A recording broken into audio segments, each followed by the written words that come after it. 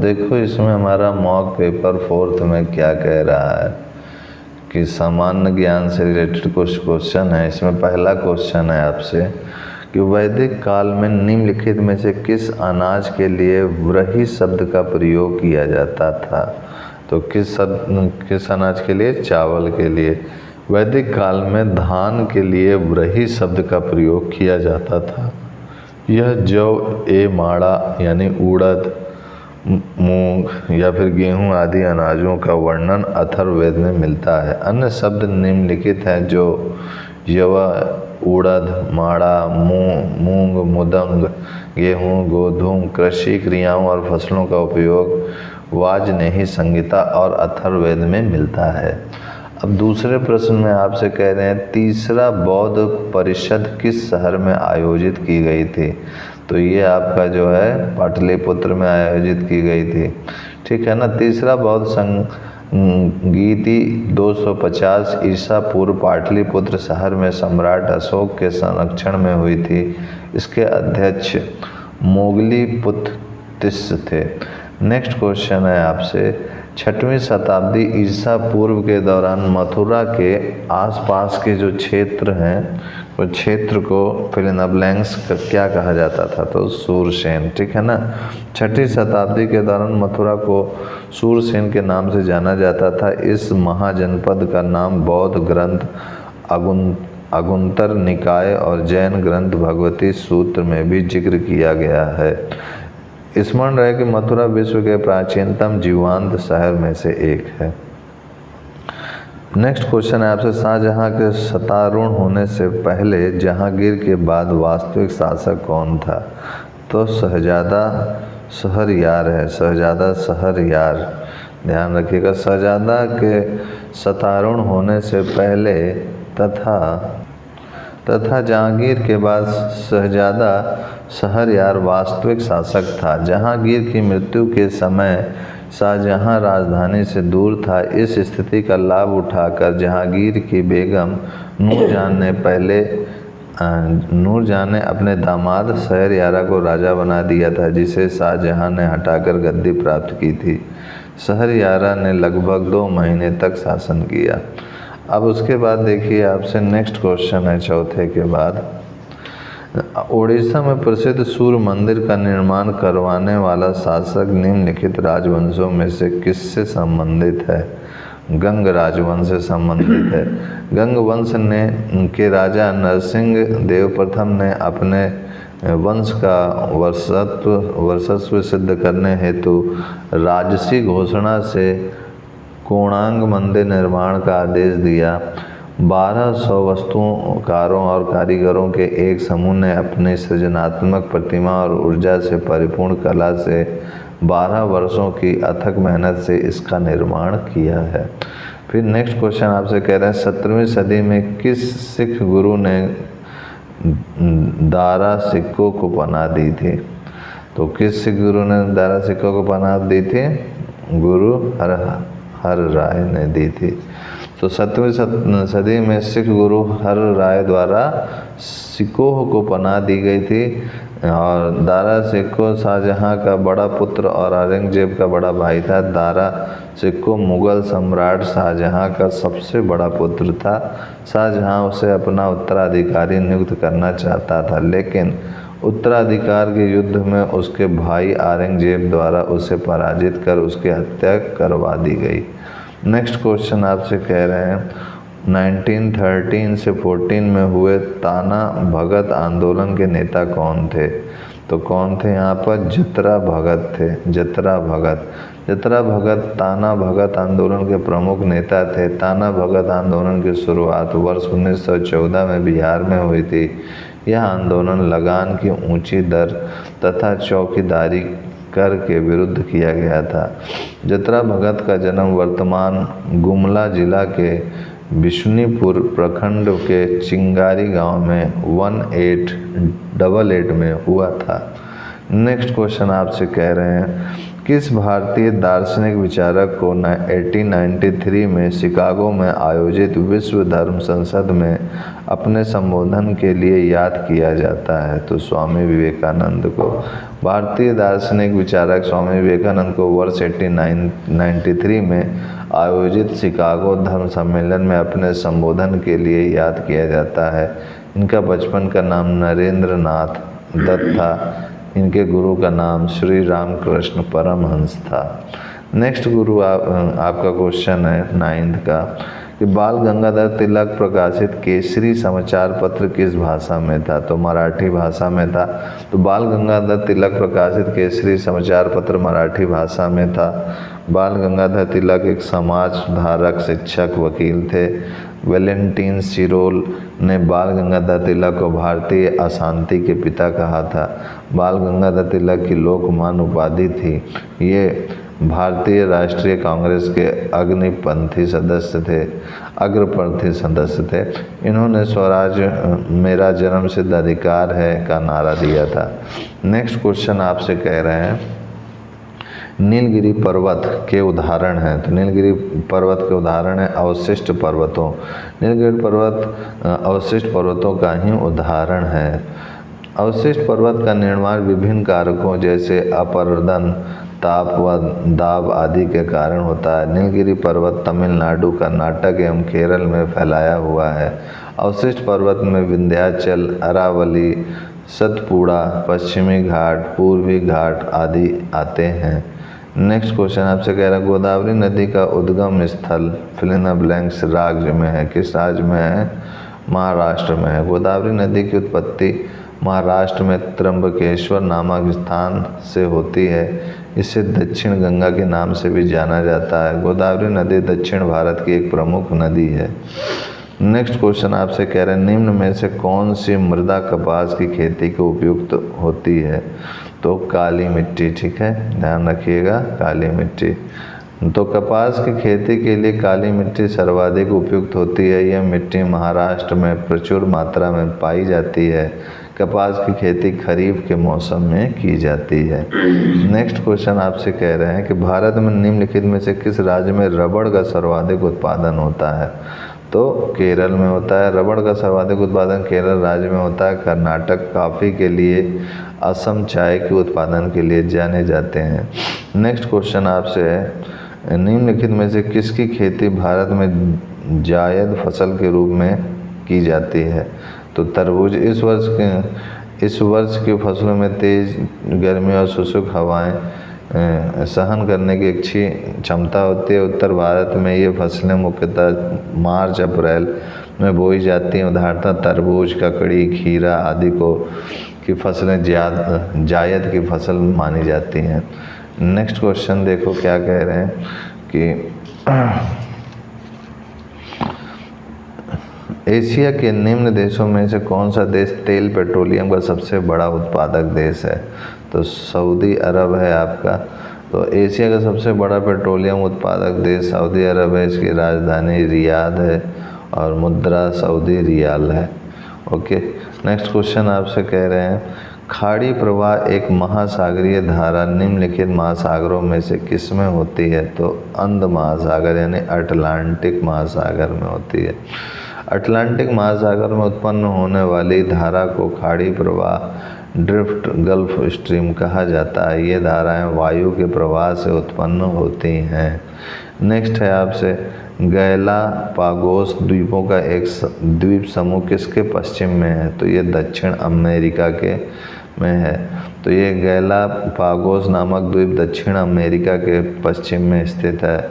यह द्वीप प्रशांत महासागर में भूमध्य रेखा के आसपास फैले ज्वालामुखी द्वीपों का एक समूह है। इसके साथ ही ये यूनेस्को विश्व धरोहर स्थल भी है। नेक्स्ट क्वेश्चन आपसे कह रहे हैं कि हिंद महासागर कृत्रिम रूप से किस नहर के माध्यम से भूमध्य सागर से जुड़ा है? तो स्वेज नहर से जुड़ा हुआ है।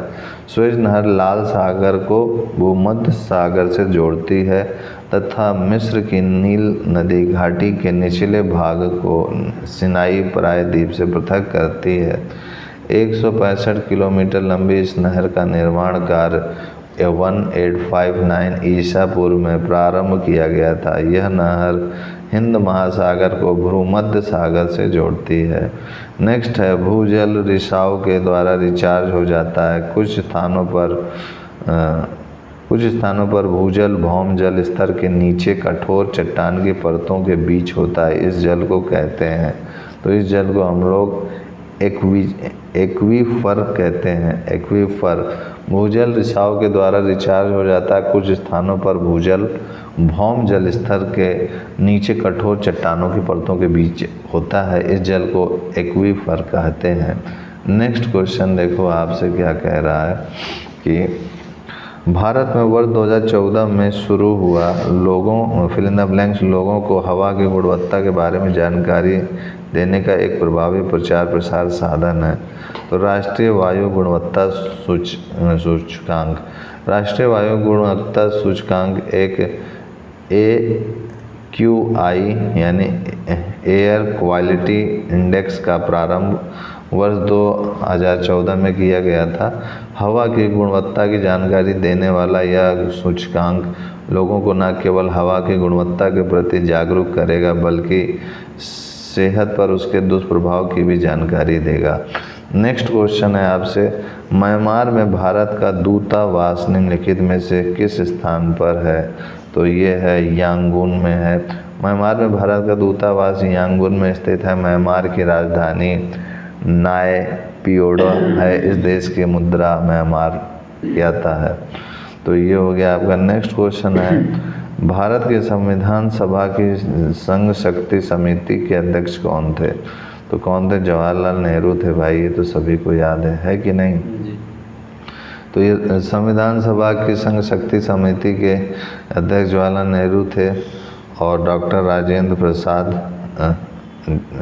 झंडा समिति के अध्यक्ष थे। अच्छा, अब आगे देखो।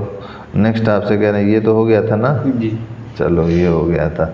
निम्नलिखित में से किसने अनुशंसा की थी कि किसी व्यक्ति के अधिकारों को 2 श्रेणियों में विभाजित किया जाना चाहिए, न्याय और अन्याय, जिसे संविधान मसौदा समिति द्वारा स्वीकार किया गया था? तो ये BN रॉय थे।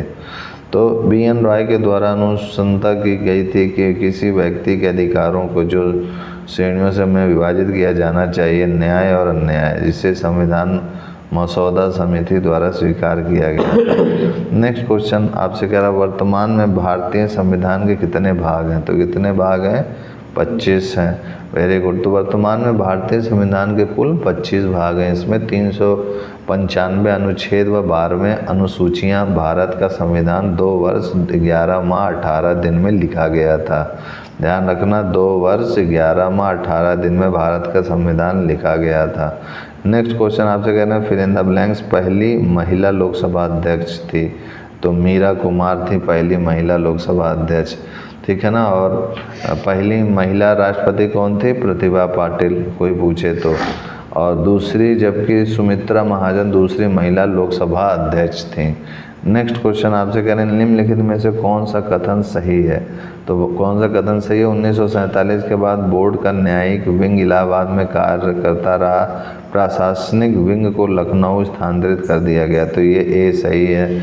अब उसके बाद देखिए क्या है नेक्स्ट क्वेश्चन में आपका 26 के बाद 27वां, निम्न में से कौन सा कथन गलत है? तो इनमें से कौन सा कथन गलत है कि राज्यपाल राज्य की विधान परिषद को भंग कर सकता है? यह कथन गलत है। और राज्यपाल राज्य की विधानसभा को भंग नहीं कर सकता है। ये चीज़ ध्यान रखिएगा, यानी सी आपका सही है। नेक्स्ट में आपसे कह रहे हैं, निम्नलिखित भारतीय राज्यों में से किस राज्यों में द्विसदनी विधानमंडल नहीं है? द्विसदनी विधानमंडल नहीं है तो तमिलनाडु में नहीं है। प्रश्नगत भारतीय राज्यों में द्विसदनीय विधानमंडल नहीं है। वर्तमान में भारत के 7 राज्यों उत्तर प्रदेश, बिहार, आंध्र प्रदेश, तेलंगाना, कर्नाटक एवं महाराष्ट्र में विधान परिषदें हैं। नेक्स्ट आपसे कह रहे हैं, किसके तत्वावधान में दिल्ली के मुख्यमंत्री शपथ ग्रहण करते हैं? तो दिल्ली के उपराज्यपाल। दिल्ली के उपराज्यपाल के तत्वावधान में दिल्ली के मुख्यमंत्री शपथ ग्रहण करते हैं। दिल्ली के उपराज्यपाल को कार्यकारी शक्तियों के साथ कुछ विशेष अधिकार प्राप्त है, जिनका प्रयोग सार्वजनिक क्षेत्र पुलिस एवं भूमि से जुड़े मामलों में देखा जा सकता है। नेक्स्ट क्वेश्चन आपसे कह रहे हैं कि निम्न में से कौन सा संकेतक आय की असमानता समानता को मापने के लिए उपयोग किया जाता है? तो इसमें आपका है गिनी गुणांक, यानी गिनी गुणांक एक ऐसा सूचकांक है जिसका प्रयोग किसी देश की आय की असमानता समानता को मापने के लिए किया जाता है। यह गुणांक किसी राष्ट्र के निवासियों की आय के वितरण का प्रतिनिधित्व करता है। इसका विकास एक इतालवी सांख्यिकीविद और समाजशास्त्री कोराडो गिनी द्वारा किया गया था। गिनी गुणांक में 0 से 1 के बीच का स्थान होता है, जहाँ 0 सही समानता को दर्शाता है, जहाँ सभी की आय समान हो, और 1 पूर्ण असमानता को दर्शाता है, जहाँ एक व्यक्ति की पूरी आय है और अन्य सभी के पास 0 आय है। नेक्स्ट क्वेश्चन आपसे क्या कह रहे हैं, निम्नलिखित में से कौन सी भाषा संविधान की रचना के समय 8वीं अनुसूची में उल्लेखित है? तो 8वीं अनुसूची में उल्लेखित कौन सी भाषा है? काश्मीरी, है ना। भारतीय संविधान की रचना के समय 8वीं अनुसूची में काश्मीरी भाषा का उल्लेख किया गया था। मूल रूप से भारतीय संविधान में 18 भाषाओं का उल्लेख किया गया है। वर्तमान समय में इनकी संख्या 22 हो गई है। 21वें संविधान संशोधन 1967 में सिंधी तथा 90वां संशोधन 2003 में मैथिली, फिर संथाली, फिर डोगरी और बोडो को शामिल किया गया है। अतः इससे स्पष्ट है कि मूल संविधान की 8वीं अनुसूची में कश्मीरी भाषा सम्मिलित थी। नेक्स्ट क्वेश्चन आपसे कह रहे हैं, संयुक्त राष्ट्र के साधारणीय विकास लक्ष्य ने किस वर्ष तक सभी प्रकार की गरीबी को समाप्त करने का प्रस्ताव दिया था? तो ये आपका है 2030, यानी संयुक्त राष्ट्र के साधारणीय विकास लक्ष्य ने वर्ष 2030 तक सभी प्रकार की गरीबी को समाप्त करने का प्रस्ताव दिया है। यह लक्ष्य 2015 से 2030 तक चलेगा। इस लक्ष्य की प्राप्ति के लिए 17 लक्ष्य और 169 विशिष्ट लक्ष्य हैं। इस लक्ष्य के लिए 193 देशों की सहमति है। इस लक्ष्य में भूख की समाप्ति, खाद्य सुरक्षा और बेहतर पोषण और टिकाऊ कृषि आदि कार्यों को बढ़ावा देना शामिल है। नेक्स्ट क्वेश्चन है आपसे, देश में मुद्रा की आपूर्ति को नियंत्रित करता है भारतीय रिजर्व बैंक, ठीक है ना। देश में मुद्रा की आपूर्ति को भारतीय रिजर्व बैंक द्वारा नियंत्रित किया जाता है। नोटों के निर्गम को नियंत्रित करना, मुद्रा के लेन देन को नियंत्रित करना, नई मुद्रा को जारी करना, उसका विनिमय करना तथा परिचालन योग्य न रहने पर नोटों को नष्ट करना रिजर्व बैंक का प्रमुख कार्य है, ठीक है। नेक्स्ट क्वेश्चन आपसे कह रहे हैं SEBI का पूर्ण रूप है, तो इसका पूर्ण रूप क्या है आपका? तो ये सही है आपका, securities and exchange board of India, ठीक है ना, securities and exchange board of India. SEBI एक भारतीय प्रतिभूति और विनिमय बोर्ड है जो भारत सरकार द्वारा बनाया गया है। इसका मुख्यालय मुंबई में तथा इसके अध्यक्ष माधवीपुरी बुचजीत थी। इसकी स्थापना 12 अप्रैल 1992 को की गई थी। इसका मुख्य उद्देश्य शेयर बाजार में निवेश को सुरक्षा प्रदान करना था। अब देखिए नेक्स्ट, औद्योगिक संगठन के मुताबिक कंपनियां प्रत्यक्ष विदेशी निवेश में जुड़ी होती हैं क्योंकि आपका कुछ संपत्ति स्थानीय नियंत्रण से ज़्यादा विदेशी नियंत्रण में अधिक मोल की होती है, ठीक है। नेक्स्ट क्वेश्चन में जैसे इसका एक्सप्लेनेशन अगर हम लोग करें तो प्रत्यक्ष विदेशी निवेश वह प्रक्रिया है जिसके तहत एक देश के निवासी किसी अन्य देश में एक फर्म के उत्पादन, वितरण और अन्य गतिविधियों को नियंत्रित करने के उद्देश्य से संपत्ति का स्वामित्व प्राप्त करते हैं। औद्योगिक संगठन के मुताबिक कंपनियां प्रत्यक्ष विदेशी निवेश FDI से जुड़ी हैं। इसका प्रमुख कारण यह है कि कुछ संपत्ति स्थानीय नियंत्रण से ज़्यादा विदेशी नियंत्रण में अधिक मूल की होती हैं। नेक्स्ट क्वेश्चन देखो आपसे क्या कह रहा है कि अंतर्राष्ट्रीय मुद्रा कोष की प्रबंध निदेशक और अध्यक्ष क्रिस्टीन लागड़े किस देश से संबंधित हैं? तो फ्रांस देश से संबंधित हैं। ठीक है, ये इसमें कोई ज़रूरत नहीं है एक्सप्लेनेशन की। भारत ने जीएसटी के दोहरे मॉडल को किस देश से चुना है? तो कनाडा से चुना है। फिर उसके बाद आगे बढ़ते हैं हम लोग नेक्स्ट क्वेश्चन की ओर अपने, कि ड्रेकन के कानून किस सभ्यता से संबंधित हैं? तो यूनान यानी ग्रीस से। ठीक है, ड्रेकन के कानून ग्रीस सभ्यता से संबंध है। ड्रेको 7वीं शताब्दी ईसा पूर्व प्राचीन ग्रीस के एथेंस शहर के पहले विद्वेता थे। उन्होंने ऐसे कानून लिखे जिन्हें केवल एक अदालत द्वारा लागू किया जाता था। इस संविधान ने शहर की स्थापना के बाद से एथेंस पर शासन करने वाले मौखिक कानून और रक्त विवाद की व्यवस्था को बदल दिया। ड्रेको के नियम कठोर होने के लिए जाने जाते थे। नेक्स्ट क्वेश्चन है आपसे, निम्नलिखित में से कौन नाजीवाद का संस्थापक था? तो एडोल्फ हिटलर था, ये तो सब जानते हैं। नेक्स्ट क्वेश्चन है आपके पास 42 में क्या कह रहा है कि पेरेत्रयो का क्या आशय है? अच्छा, पेरेत्रयो का क्या आशय है? तो इसका आशय होगा पुनर्निर्माण। तो सही है आपका, याद रखो, इसको रट लो। फिर कह रहे हैं आसमान त्रिज्या की नली जिसके दो भिन्न स्थानों पर अनुप्रस्थ काट क्षेत्रफल अनुपात 1:2 में असंपिंडीय द्रव के लिए नली में प्रवेश कर रहे तथा बाहर निकल रहे द्रव के वेगों का अनुपात होगा।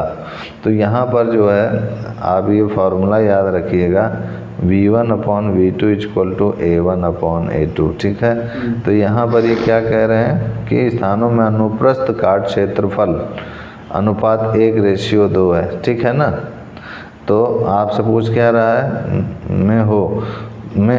तो फिर प्रवेश करता था बाहर निकल रहे द्रव के वेगों का अनुपात क्या होगा, यानी v1/v2 पूछ रहा है और a1/a2 दिया हुआ है। तो a1/a2 क्या है? 1:2 है। ठीक है ना, ये गिवन में है। ये a1/a2 क्षेत्रफल कह रहा है ना, तो ये एरिया है और ये वेलोसिटी, ये v2 होगा और ये v1 होगा, क्योंकि इन्वर्सली प्रोपोर्शनल होता है। तो ये v2/v1 वेलोसिटी क्या हो जाएगा? वेलोसिटी v2/v1, अगर ये 1:2 है तो v2/v1 भी 1:2 हो गया। ठीक है, तो 1:2 हो चुका है। तो यहाँ पर जो आपका आंसर होगा ये हो जाएगा हमारा 1:2। ठीक है, तो बाहर निकल रहा है द्रवों के वेगों का अनुपात होगा, यानी v2/v1 क्या होगा? 1:2 होगा। ध्यान रखना, velocity inversely proportional to area. ठीक है, एरिया जितना कम होगा उतनी तेज रफ्तार से पाइप से पानी निकलता है ना, ये चीज़ है। अब देखो नेक्स्ट कह रहे हैं प्रकृति में पाई जाने वाली सबसे दुर्बल अन्योन्य क्रिया है। तो सबसे दुर्बल क्या है अन्योन्य क्रिया में? तो ये गुरुत्वीय बल है सबसे दुर्बल। अब उसके बाद देखिए 42 के बाद हमारा है 43।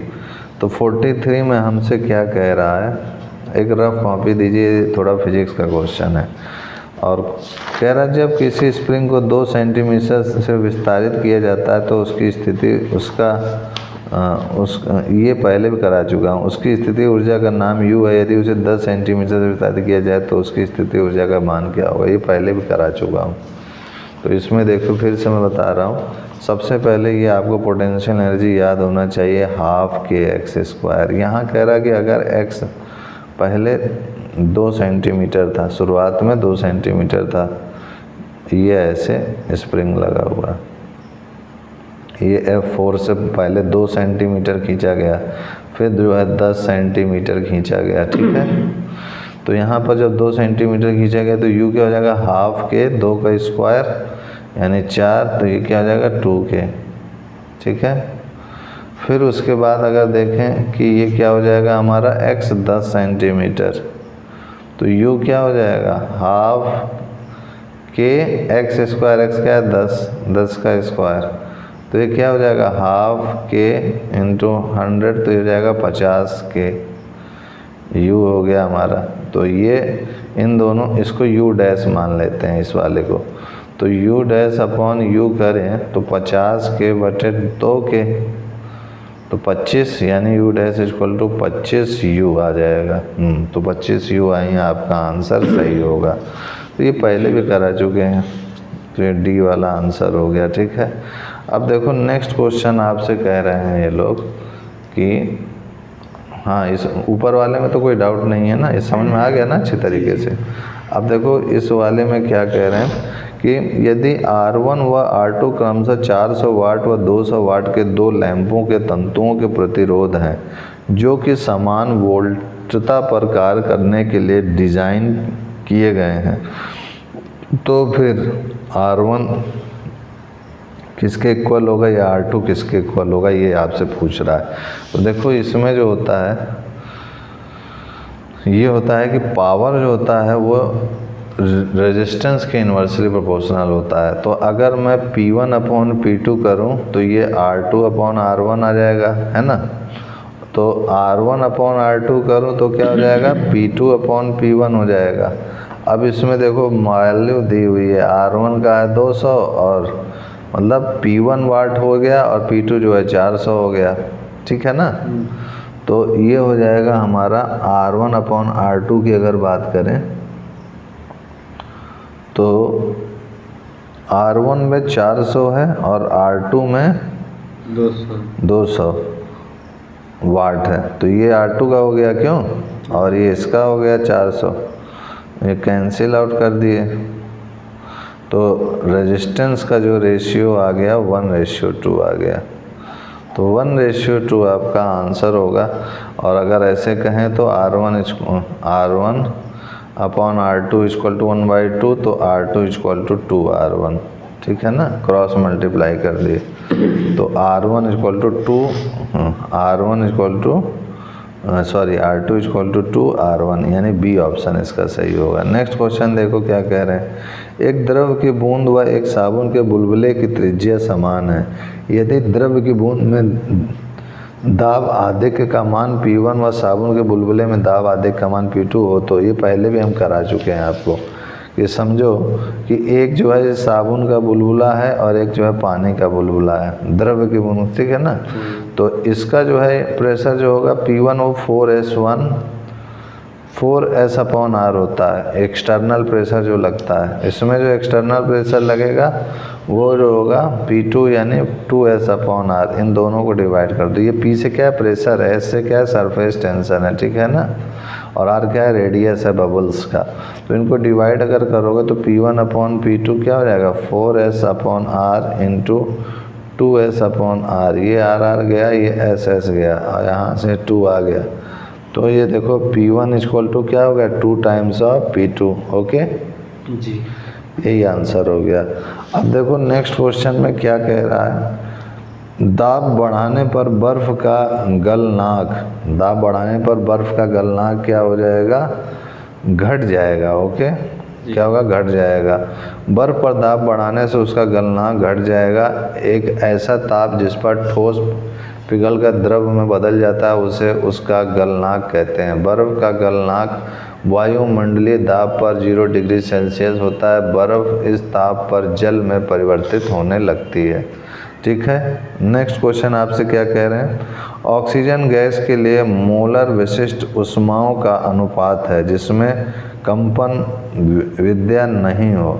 तो ये क्या हो जाएगा आपका, सिंपली C7/5 होगा। और कैसे होगा, देखो कि Cp की वैल्यू आपको जो है 7/2R होती है। ये R रेडबर्ग कांस्टेंट है, ये स्पेसिफिक कैपेसिटी ऑफ प्रेशर है, और ये स्पेसिफिक कैपेसिटी ऑफ वॉल्यूम है जो कि 5/2R होती है। तो इन दोनों को अगर Cp अपॉन, ये तुम्हें याद रखना होगा, ये जो है आपका फिजिक्स का भी क्वेश्चन क्लास 11 का है। और Cp अपॉन Cv करेंगे तो ये 7/2 है और ये 5/2 है, तो ये 2 कट जाएगा तो 7/5 आ जाएगा। यही आपका आंसर है। तो 7/5 ये सही है। नेक्स्ट क्वेश्चन देखो आपसे क्या कह रहे हैं, 10 ग्राम आर्गन गैस को 27 डिग्री सेल्सियस तापमान पर समतापीय और उत्क्रमणीय प्रक्रम में 10 लीटर से 5 लीटर तक संपीड़ित किया जाता है। इस प्रक्रम प्रक्रम के लिए क्यू डब्ल्यू डेल्टा ई की गणना कीजिए। तो क्यू डब्ल्यू डेल्टा ई की गणना कीजिए, आइए करते हैं हम लोग। तो इसमें देखो सबसे पहले तो आपको दिया हुआ है कि मास की वैल्यू दी हुई है 10 ग्राम, ठीक है। और ये मास किसका, आर्गन गैस का है, जिसका जो है आपको 27 डिग्री सेल्सियस तापमान पर समतापीय और उत्क्रमणीय प्रक्रम में 10 लीटर से 5 लीटर तक मतलब हीट किया जा रहा है। तो पहले 10 लीटर था, 5 लीटर बचा है, ठीक है ना। तो बताइए उसमें हीट कितना होगा, वर्क डन कितना हुआ है, एंथैल्पी कितनी होगी, ये सारी चीज़ें पूछ रहा है। तो टेम्परेचर 27 डिग्री सेल्सियस है, तो 27 में 273 जोड़ दो तो ये क्या हो जाएगा हमारा 300 केल्विन हो जाएगा। वॉल्यूम 10 लीटर है और V2 जो है 5 लीटर है। रेडबर्ग कांस्टेंट है 2 कैलोरी पर केल्विन पर मोल। तो ये work done therefore work done equal to हो जाएगा -2.303 इंटू 0.25 इंटू 2 इंटू 300। ये हो गया हमारा इसको, और लॉग में होगा लॉग आपका क्या कहते हैं 5/10, ये हो जाएगा।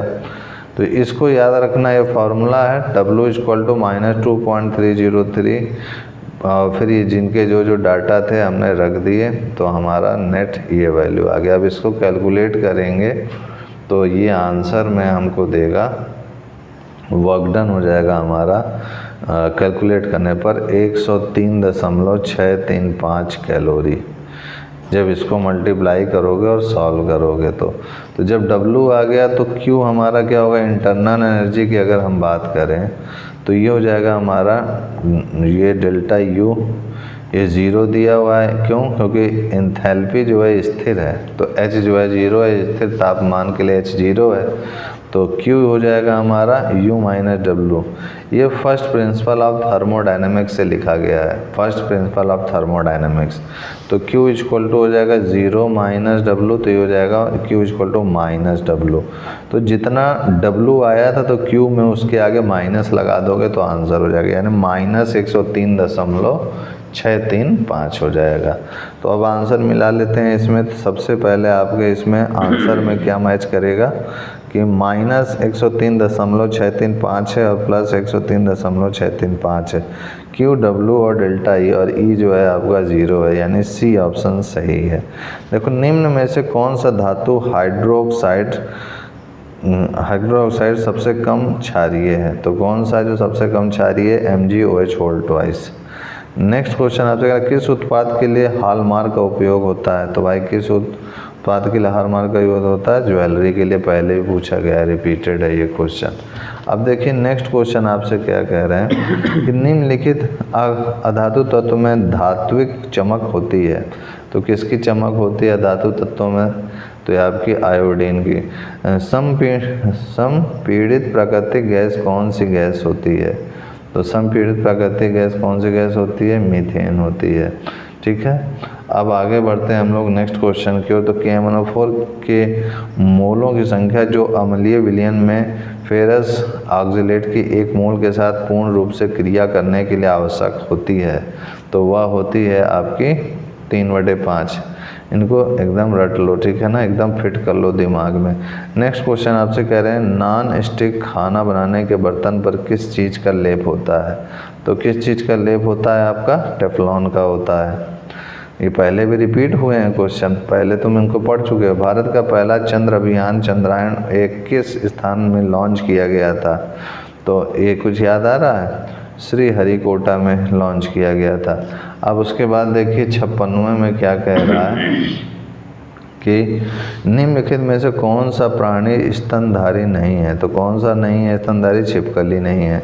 मानव रक्त का pH का मान कितना होता है। तो मानव रक्त का pH का मान एकदम 7.2 से 7.4 के लगभग होता है, यानी 7.4 होगा, 7.2 से 7.4। अब देखो मनुष्य के कंकाल तंत्र में कितनी अस्थियां होती हैं, कंकाल तंत्र में, वेरी गुड। अब उसके बाद देखिए क्या कह रहे हैं, लाल किताब आंकड़े उपलब्ध करवाती है विलुप्त प्राय पादप एवं जंतुओं के, ठीक है।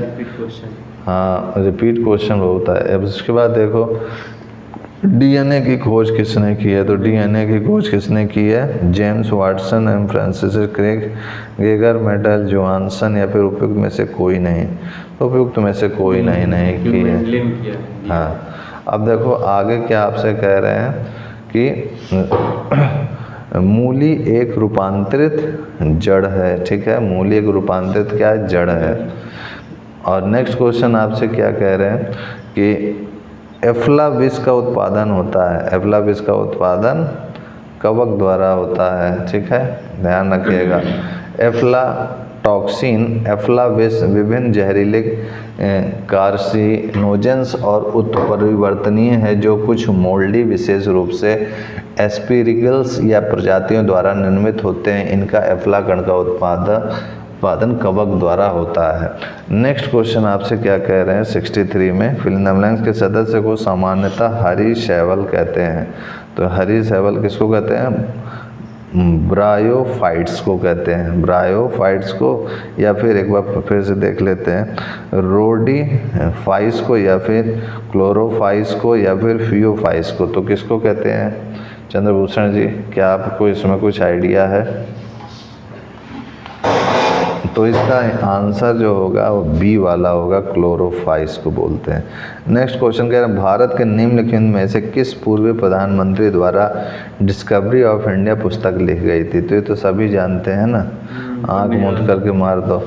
अब उसके बाद देखो 65वें क्वेश्चन में, भारतीय मुक्केबाज MC मैरी कॉम द्वारा लिखित आत्मकथा का शीर्षक क्या है? तो क्या है भाई? अनब्रेकेबल। फिर क्या कह रहे हैं? सीमांत गांधी कहा जाता है। सीमांत गांधी किसको कहा जाता है? शेख अब्दुल्ला को।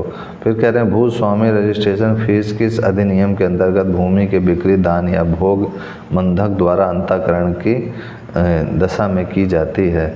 तो ये आपका हो जाएगा आंसर में, इसका हो जाएगा ये वाला सीमांत गांधी वाला तो कंफर्म था ना, इसमें कोई संदेह तो नहीं है? मुझे थोड़ा सा इसमें डाउट है कि कहाँ गया। हाँ, ये तो सही, सीमांत गांधी कहा जाता है। शेख अब्दुल्ला शेख मुजिबुर फिर खान अब्दुल गफ्फार खान। तो इसका जो है ये ना होकर के डी होगा, ये नहीं होगा, डी होगा, खान अब्दुल गफ्फार खान होगा, ये गलत है। अब उसके बाद देखो नेक्स्ट में ये वाला तो बिहार काश्तकारी अधिनियम होगा, जो भी भूस्वामी रजिस्ट्रेशन फीस के अधिनियम के अंतर्गत भूमि के विक्रयण या भोग बंधक द्वारा अंतःकरण की दशा में की जाती है। तो बिहार काश्तकारी अधिनियम। नेक्स्ट क्वेश्चन आपसे कह रहे हैं कौन सा कथन बिहार विधानसभा की लोक लेखा समिति के संबंध में सही है?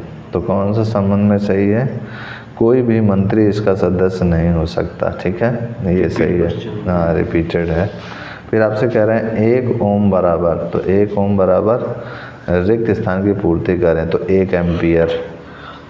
ठीक है, तो ये हो गया। अब देखो नेक्स्ट क्वेश्चन कह रहे हैं विद्युत विभवांतर की SI इकाई क्या होगी? तो वोल्ट होगी, यानी पावर पूछ रहा है, नहीं वोल्ट नहीं, पोटेंशियल डिफरेंस पूछ रहा है ना। तो अब इसके बाद देखिए ये हो गया हमारा। फिर ये कह रहे हैं गणित का एक क्वेश्चन कह रहे हैं कि यदि 9 अंकों की संख्या 72 से विभाज्य है तो x - y का मान क्या होगा? तो आइए इसको हम लोग करते हैं सॉल्व। ये क्या हो रहा है कि 72 से विभाज्य है, यानी 72 से विभाज्य है। तो देखो इसको कैसे करेंगे हम लोग।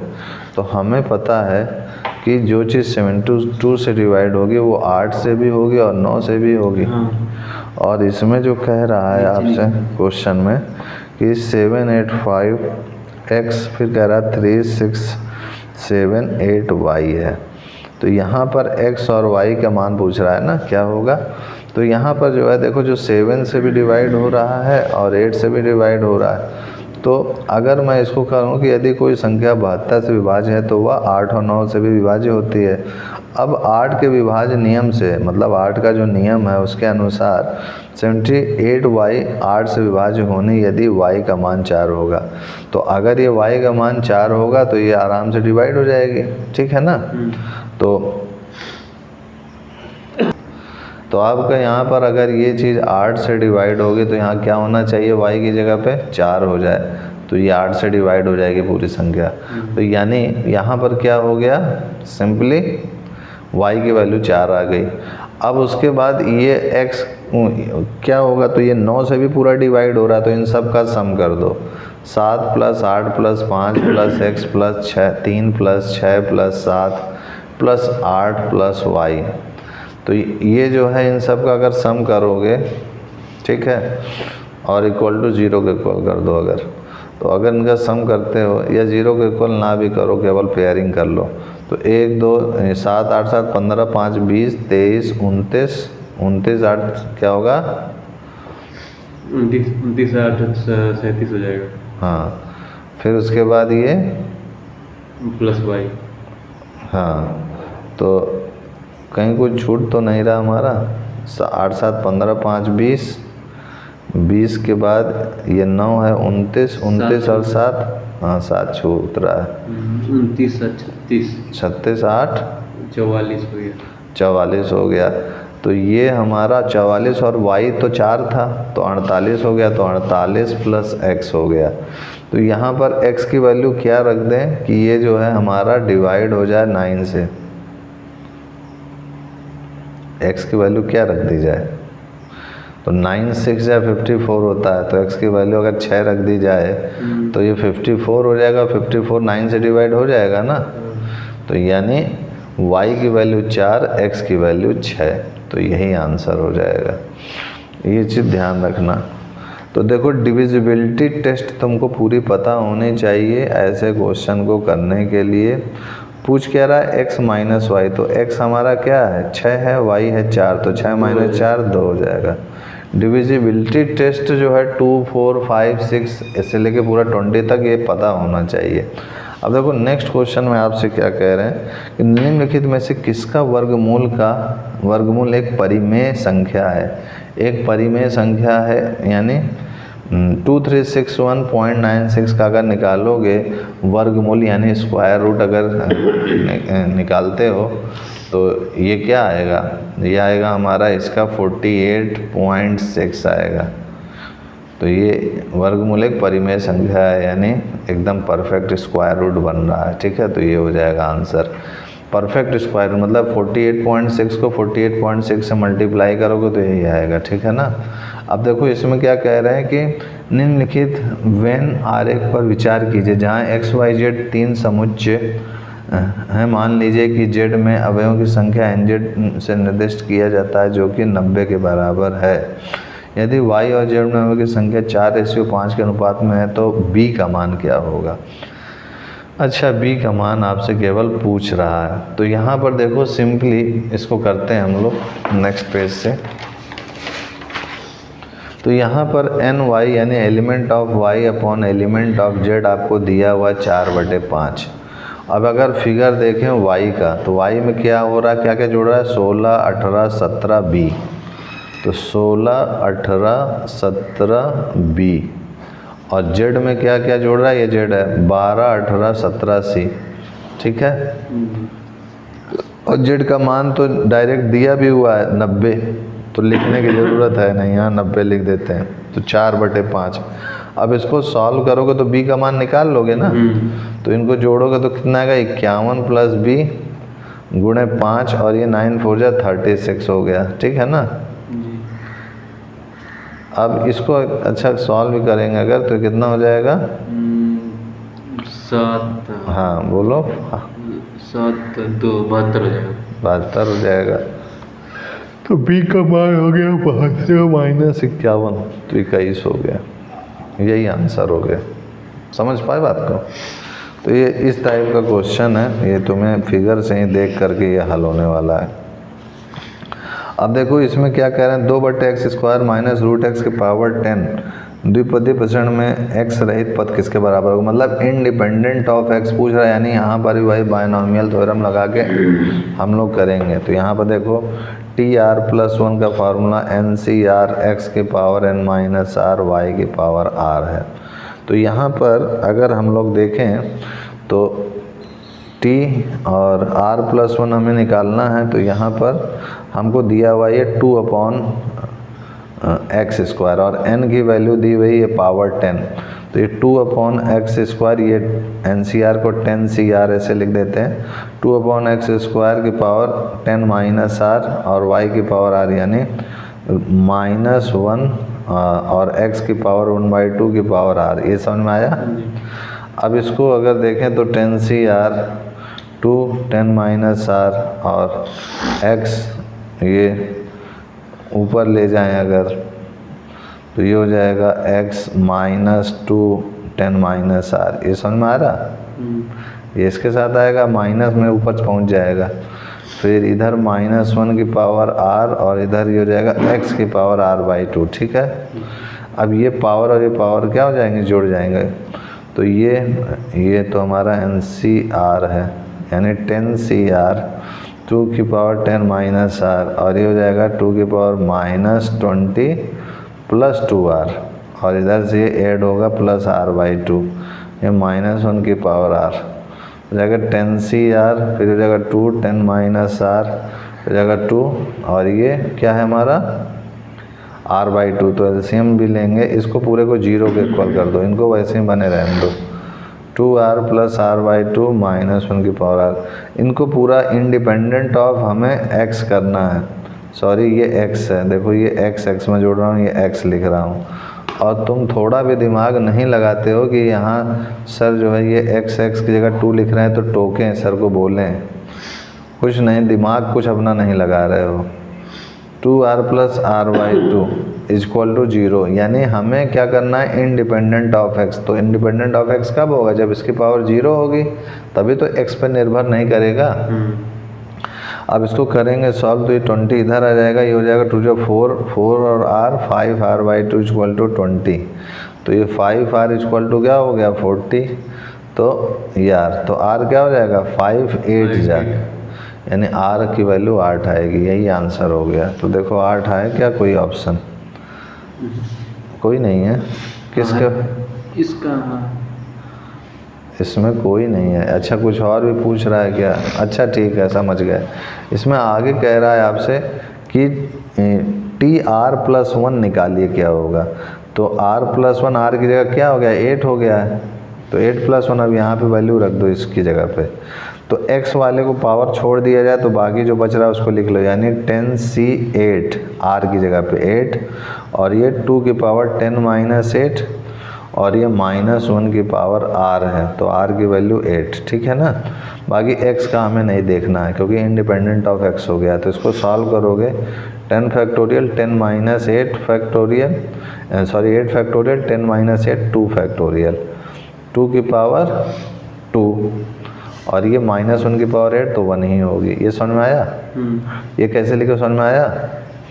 ये NCR = होगा n factorial n - r factorial r factorial. अब इससे 10 × 9 × 8 फैक्टोरियल, ये 8 फैक्टोरियल हो गया, ये 2 × 1, ये 4 × 1, तो ये देखो कैंसिल आउट हो गया, ये 5 हो गया और ये कितना, या फिर इसको कैंसिल करते हैं आसान रहेगा। तो 9 × 2 = 18, 18 × 10 18 × 10 180, तो 180 कोई ऑप्शन देखो मिल रहा है, तो ये वाला मिल रहा है, यानी ये ऑप्शन सही है। तो 74 का A सही है। नेक्स्ट क्वेश्चन देखो 75 में क्या कह रहे हैं कि मान लीजिए f(x) इस प्रकार का एक बहुपद फलन है कि f' ये क्या लिखा है, बहुत इंटू f(x), f' ऐसे नहीं होगा, ये गलत है, ये FO है, FO फिर f(x) = x की पावर 4 है। तो f'1 किसके बराबर होगा? तो f'1 आपसे पूछ रहा है कि बताइए किसके बराबर होगा। तो आइए इसको करते हैं।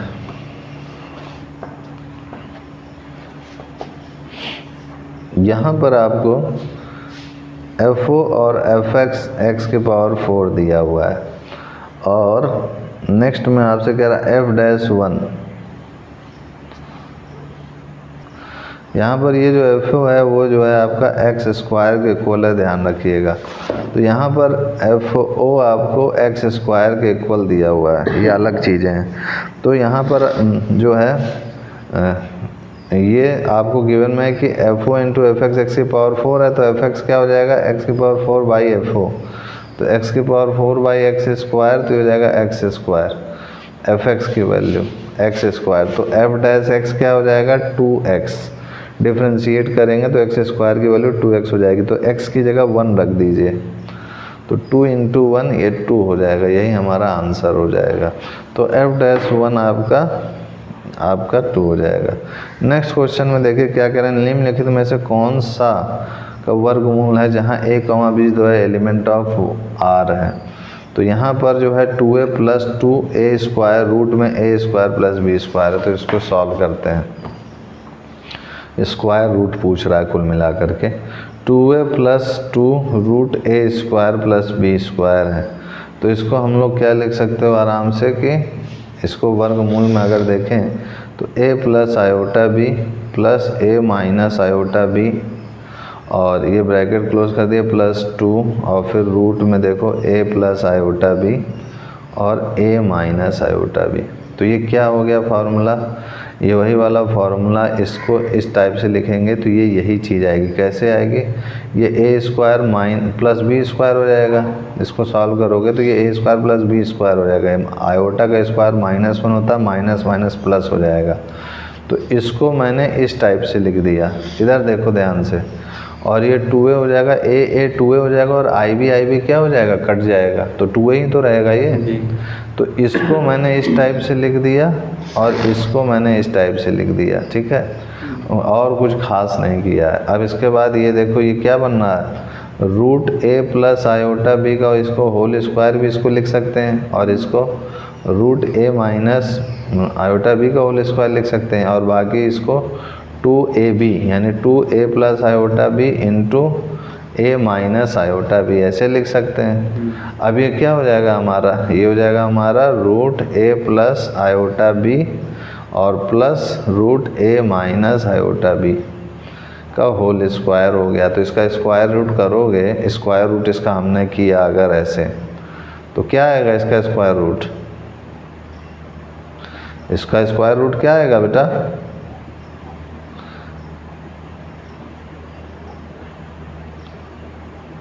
इसका स्क्वायर रूट क्या होगा, इसका स्क्वायर रूट नहीं पता तुमको कि इसका स्क्वायर रूट लोगे तो ये होल स्क्वायर 2 हट जाएगा, तो केवल इतना ही बचेगा। अरे 2 का स्क्वायर रूट करोगे तो क्या आएगा, तो उसी तरीके से पूरा समझो, 2 है, 2 का स्क्वायर रूट कर रहे हो, 2 का स्क्वायर लगा फिर ऊपर से स्क्वायर रूट है, तो क्या आएगा, यही तो आएगा ना जो लिखा हुआ है। इतना सरल चीज़ नहीं बताओगे तो टीचर को कैसे मोटिवेशन मिलेगा पढ़ाने का, बताओ। इसमें भी अटक जा रहे हैं आप, कमेंट पे कमेंट कर दे रहे हैं। अब देखिए नेक्स्ट क्वेश्चन जो है उसमें 77 क्वेश्चन में कह रहे हैं आपसे कि एक छात्रावास में 50 छात्र थे, 10 छात्रों के आने से भोजन का व्यय 70 रुपया बढ़ गया है। तो 10 छात्र आ गए तो 70 रुपये क्या हो गया, भोजन का व्यय बढ़ गया है, परंतु प्रति छात्र औसत व्यय ₹1 घट गया है, और जो हर छात्र का जो है औसत व्यय कितना घट गया है, 1 घट गया है। छात्रावास के पहले 50 छात्रों का कुल खर्च ज्ञात कीजिए। तो ये एकदम इजी है, कैसे इसको करोगे, मान लो कि जो माना ऐसे कि लिख दो, माना कि छात्रों का औसत खर्च कितना है, ₹X है, X रुपीज़ का है, तो 10 छात्रों के बढ़ने से 10 छात्रों के बढ़ने से औसत खर्च कितना हो जाएगा, ₹X -1 हो जाएगा। तो प्रश्न के अनुसार क्या कह रहे हैं कि 50 एक छात्रावास में 50 छात्र, 10 छात्र के आने से भोजन का व्यय 70 बढ़ गया है। तो ये 50x प्लस 70 बटे, परंतु प्रति छात्र औसत व्यय ₹1 घट गया है, तो प्रति छात्र 1 घट भी गया है। तो छात्रावास के पहले 50 छात्रों का कुल खर्च ज्ञात कीजिए। तो 10 छात्र के 10 छात्र के बढ़ने से औसत खर्च x-1 हो गया, तो 70 माइनस 1 घटा दो तो 60 हो गया, ये x-1 के इक्वल कर दो। अब इसको सॉल्व कर लो तो आपको जो है आंसर मिल जाएगा। वैसे इस क्वेश्चन के लिए थोड़ा सा भी अगर आप बुद्धि का प्रयोग करेंगे तो आपको आंसर मिल जाएगा। जब इसको कैलकुलेट करोगे तो 50x + 70 = 60x-60, तो ये चीज़ इधर आएगी, या इसको इधर ले जाओ और इसको इधर ले जाओ, तो ये 130, ये 130 हो गया, और ये कितना हो गया 10x हो गया, तो x कितना हो गया 13। तो यहाँ पर समझने वाली बात बस इतनी सी थी, जो इसमें टेक्निक लग रहा है वो इतने से लग रहा है कि हमने मान ली कि शुरुआत की खर्च कितनी थी, 10 रुपया थी, ठीक है ना, क्योंकि यहाँ पर क्या कहता 50 छात्र, फिर 10 छात्र के आने से टोटल छात्र कितने हो गए 60 हो गए, 50 10 60। अब उसमें क्या कह रहे हैं, तो भोजन का व्यय कितना बढ़ गया 70 बढ़ गया, तो 10 छात्रों के बढ़ने से औसत खर्च कितना हुआ था, हमने क्या माना था x-1, तो x-1 के इसको बराबर कर दिया इतना खर्चे को और कैलकुलेट कर दिया, आंसर आ गया। अब देखो उसके बाद हमसे क्या कह रहे हैं नेक्स्ट क्वेश्चन में, इसको फिर मल्टीप्लाई करना पड़ेगा जितना मतलब बढ़ा है। किसमें इसमें इस बार 13 जो निकाले x, हाँ, अब ये जो 13 आया है इसको जो है इस 50 से मल्टीप्लाई कर देना, तो 13 5 जा 65, तो ये आंसर हो जाएगा। अब देखो नेक्स्ट क्वेश्चन कह रहे हैं अवरोही क्रम में लिखे गए 10 प्रेक्षण 45 34 32 30 दिए हुए हैं कि माध्यमिक मीडियन 24 है, तो x का मान ज्ञात कीजिए। तो मीडियन 24 दिया हुआ है, तो इसको करते हैं हम लोग। तो इसमें देखो सबसे पहले आपको दिया हुआ 35, फिर दिया हुआ है 45 दिया हुआ है, 45 फिर 34 फिर 32 फिर 30 फिर 2x - 13 फिर x + 1 फिर 17 फिर 15 फिर 14 फिर 8, ये है। तो यहाँ पर आपसे जो है माध्यमिक यानी मीडियम आपको दिया हुआ है, तो क्या हो जाएगा n/2 + n/2 + 1। देखो चिड़ियाँ बुला रहे हैं कि नहीं बार बार सब, तो ये 24 हो गया, दिस इज, ये 10 रखेंगे इनकी जगह पे, तो ये 5वां पद हो जाएगा, और 10 + 1 यानी 6ठा पद बटे 2, तो 24 और गुणे 2 हो जाएगा, और 5वां पद इसमें काउंट कर लो 1 2 3 4 5 यानी 2x - 13, और 6वां पद क्या है x + 1। इनको सॉल्व कर लो आप, तो ये हो जाएगा 48, और ये हो जाएगा क्या 2x और x क्या हो जाएगा 3x, और -3 + 1 12, सॉरी -12, तो ये इधर आएगा 48 और 12 60, 3x, तो x = 20 हो जाएगा। यही आपका आंसर हो जाएगा।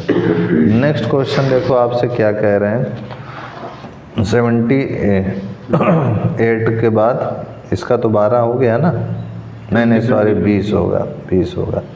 अब देखो ये नेक्स्ट है, किसी पेड़ की छाया उसका ऊंचाई से √3 गुनी है सूर्य के उन्नयन कोण का मान होगा। तो यहाँ पर जो है सिंपली आपसे कह रहे हैं ट्रायंगल दिया हुआ है, ये h है तो ये √3h है ये पेड़ की छाया है, ठीक है, तो ये थीटा क्या होगा, तो tan थीटा क्या हो जाएगा एल्टीट्यूड अपॉन बेस, तो h/√3h, तो h कट गया तो ये 1/√3 आ गया, तो h तो थीटा क्या हो जाएगा 1/√3 का मान किसका होता है 30 डिग्री का होता है, तो ये आंसर हो जाएगा, यानी सी ऑप्शन इसका सही है। अब देखो एक क्वेश्चन और बच रहा है मैथमेटिक्स का, तो इसमें आपसे क्या कह रहे हैं कि यदि a का मान इतना है और b का मान इतना है, a cos alpha + sin alpha, b का मान cos अल्फा - sin अल्फा, तो ये इसको सॉल्व करके बताइए क्या होगा। तो a² - b²/2ab, a क्या दिया हुआ है आपको cos अल्फा + sin अल्फा का होल स्क्वायर, और b क्या दिया हुआ है cos अल्फा - sin अल्फा का होल स्क्वायर बटे 2ab, यानी a ये पूरा है cos अल्फा + sin अल्फा जी, और b क्या cos अल्फा - sin अल्फा, तो देखो ये a + b और ये a - b है, तो क्या हो जाएगा a² - b², यानी cos² अल्फा - sin² अल्फा, ये हो गया हमारा। अब इसको सॉल्व करोगे तो क्या हो जाएगा cos² alpha + sin² alpha plus 2 cos alpha sine alpha, और इसको सॉल्व करोगे तो माइनस ये हो जाएगा क्या, minus cos square alpha minus sine square alpha, bracket भी है ना जी। तो ये माइनस साइन इनको माइनस, हाँ ये प्लस हो जाएगा 2 cos alpha sine alpha upon 2 cos square alpha minus sine square alpha. तो ये सॉरी ये नहीं, ये वाला कैंसिल आउट हो जाएगा तो हो जाएगा 4 cos अल्फ़ा साइन अल्फ़ा, और ये 2 ये cos square alpha minus sine square alpha क्या होता है, cos 2 अल्फ़ा होता है, फार्मूला याद रखना।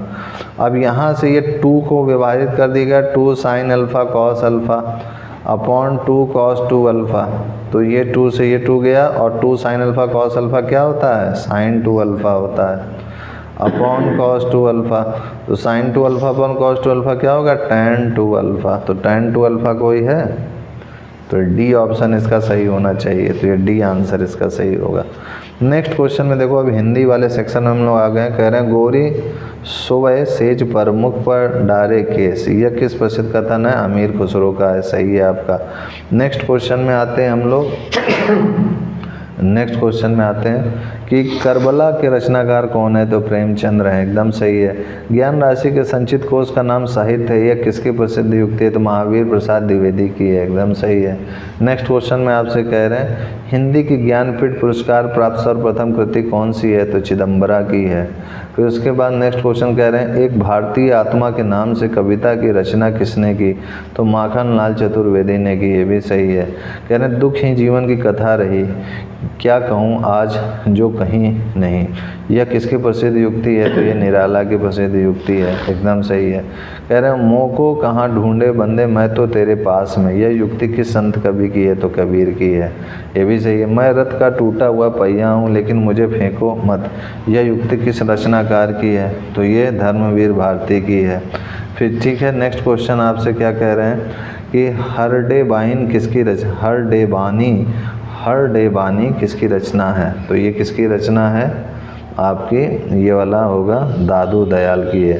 फिर नेक्स्ट क्वेश्चन आपसे क्या कह रहे हैं कि मेरी तेरी उसकी बात उपन्यास के रचनाकार कौन है, तो यशपाल जी हैं। अब उसके बाद देखो नेक्स्ट क्वेश्चन में आपसे इंग्लिश का कह रहे हैं कि यहाँ कुछ पैसेज दिए हुए हैं, इसको पढ़ना है, पढ़ के आपको उत्तर देना है। तो पैसेज एकदम इजी है, इनको खुद से कीजिएगा, एकदम इजी है। 91 हुआ, फिर आपको 92 हुआ, है ना। फिर कह रहे हैं विच सेंटेंस है ट्रांजिटिव वर्ब, तो इनमें से कौन सा सेंटेंस है जिसमें ट्रांजिटिव वर्ब है, तो इसमें ट्रांजिटिव वर्ब किसे कहते हैं, सकर्मक क्रिया को। तो ट्रांजिटिव वर्ब सकर्मक क्रिया की दो विशेषताएं होती हैं, यह तो एक एक्शन वर्ब है जिससे डबल एक्टिविटी की अभिव्यक्ति होती है, वांट, राइट, ईट, रीड, क्लीन आदि ऐसी ही एक्शन वर्ब्स हैं। दूसरे एक ऐसे होते हैं डायरेक्ट ऑब्जेक्ट का प्रयोग किया जाता है। डायरेक्ट ऑब्जेक्ट का अर्थ है कि वह व्यक्ति या वस्तु जिस पर इस एक्शन वर्ब का प्रभाव इफेक्ट पड़ता हो, अर्थात रिसीवर ऑफ द एक्शन, अर्थात ऑब्जेक्ट अर्थात विकल्प यहाँ पर कौन सा सही होना चाहिए, तो ये हाँ ही ट्रीटेड हर बैडली, यानी डी सही है। नेक्स्ट क्वेश्चन का answer the following question by selecting the most appropriate options, तो मोस्ट अप्रोप्रिएट ऑप्शंस क्या होगा, the horse reared and the rider has thrown, a compound sentence, simple, complex, none. तो most appropriate answer इसका क्या होगा, तो इसका आंसर क्या होगा, कंपाउंड सेंटेंस होगा। नेक्स्ट आपसे क्या कह रहे हैं, read is the sentence to determine if it is declarative, imperative, interactive, exclamatory. Our family is planning a trip to the mountain, तो ये डिक्लेरेटिव है ना। नेक्स्ट क्वेश्चन में क्या कह रहे हैं कि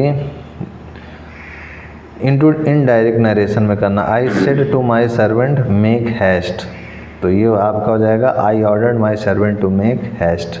नेक्स्ट आपसे कह रहे हैं change the following sentence into passive voice, तो इसको पैसिव वॉइस में बदलना है। तो यू सरप्राइज में तो लिखेंगे आई एम सरप्राइज, ठीक है। नेक्स्ट आपसे क्या कह रहे हैं यहाँ पर, choose the correct phrase verb to fill in the blanks में, तो 98 के इसमें क्या हो जाएगा, कट डाउन जाएगा। Rising prices will force up people to cut down expenditure. फिर कह रहे हैं next choose the correct alternative to fill in the blanks, notice is always enclosed in a box. Next कह रहे हैं translate the following sentence into Hindi, इसको हिंदी में translate करने को कह रहे हैं। He wrote this letter in a red ink, उसने यह पत्र लाल स्याही से लिखा, तो ये ए सही होगा। तो इस टाइप से आपका mock test paper 4th complete हो गया है। तो हम लोग आज के लिए इतना ही। जय गुरुदेव, जय श्री राम, जय भारत माता, and I will see you next time.